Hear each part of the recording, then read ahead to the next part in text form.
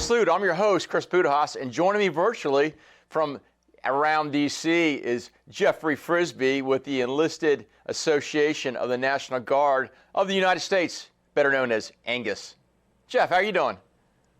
I'm doing great today, Chris. How are you? It's good, man. You keep getting younger and younger every time I see you.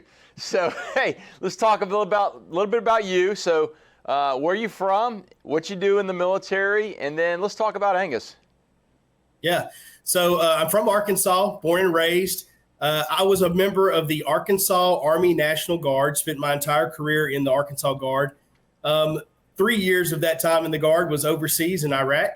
But I was part of the AGR program in Arkansas, so I was a full-timer, a member of the full-time force, and I ended my career as the quota source manager for the state. So I worked at the G3 level and helped everyone go to schools and pay for all the travel.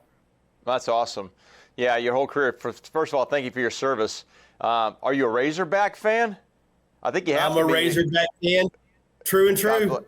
All right, God bless you. So let's talk about ANGUS. So you went from being in the military, a full-time National Guardsman, to ANGUS. What do you do there, and what is ANGUS? So I told you I was part of the AGR program. When I started my AGR career in 1998, I show up to work my very first day, and the operations sergeant major, he looked at me and he said, "Jeff, do you know anything about the Enlisted Association?" I said, "Sergeant Major, I don't have a clue what you're talking about. I've never heard of it before." And he shook his head and he sat back down at his desk and he said, "Okay, well, that's too bad because you got a meeting on Wednesday night. You need to be there at 8 o'clock. I started my career as a volunteer with this organization. And the entire time I was in the Army, I was a member of ANGUS, served on the board of directors, served as the legislative director. As the resolutions chairman. When I got out of the Army, ANGUS was home for me. It was what I was used to. It was also where I think I found a lot of my passion. So I'm very blessed to be in the position that I am now. Oh, that's awesome.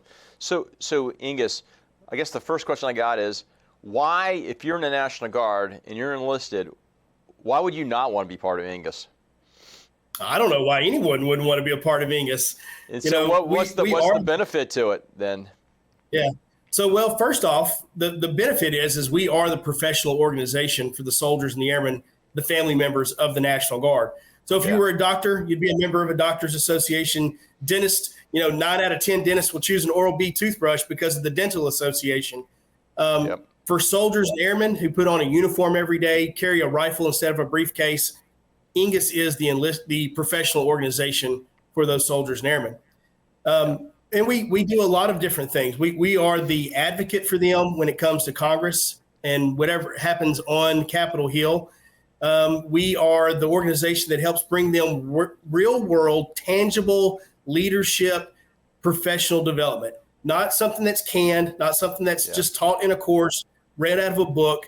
We give you the opportunity to interact with the highest level of leadership throughout the entire National Guard to develop your style of leadership and change the National Guard for what you will inherit one day when you are the command chief and the command sergeant major. That's gigantic, right? I mean, so I think I'm a little bit older than you, but you've been around for a while. I mean, you remember global war on terrorism, back in that day, I guess like the mindset of America was the Guard and Reserves was a strategic reserve to be used in an all-out war. But that reality's gone. And I know we're never going to put that back in a box. I mean, our Guard is so active, around the world right now. It's pretty impressive. Specifically, my last job working with the Florida National Guard, out of the 6 geographical combatant commands, Florida has president, all 6 of them.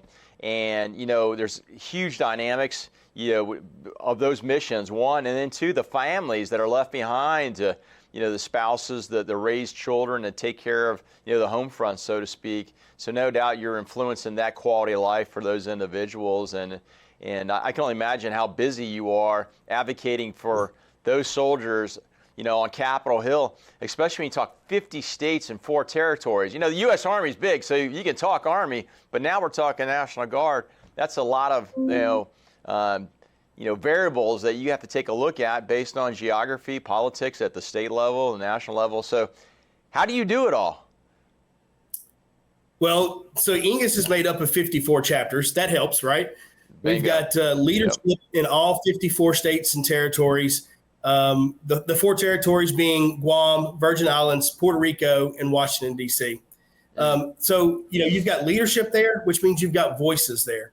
So whenever a state in a National Guard says, hey, this is an issue for us, we need better education, we need better health care, our families need better protections, those voices come from the state.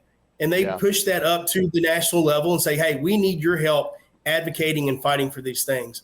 So it's a community effort to make sure that we do the best we can for the National Guard and make sure that they stay the most relevant, ready, and capable fighting force in our country.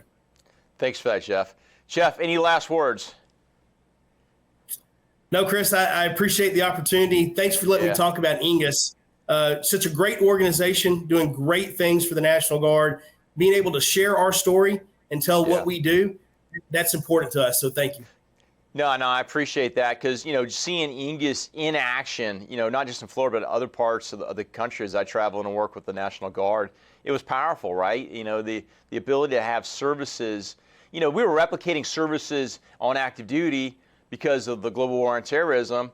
Well, you got people from each state going to serve in Iraq, Afghanistan, Eastern Africa, and you need that same, support system with our guardsmen because here's the deal. If you don't take care of the families and the service members, they're not going to be retained. They're not going to stick around very long. And, oh, by the way, these are citizen soldiers that have huge influence on their populations in their community and whether they're going to be supportive of the National Guard or they're going to say, don't do it, because you're at risk there. But you guys do a great job, and I've never seen anything or heard anything bad. It's amazing what you guys do, and your ability to have advocacy on Capitol Hill where those representatives and senators can listen to somebody like you say, in your state, they need your help, and then powerful folks on a House and Senate Arms Committee can definitely help our citizen soldiers so we have the best fighting force in the nation. So,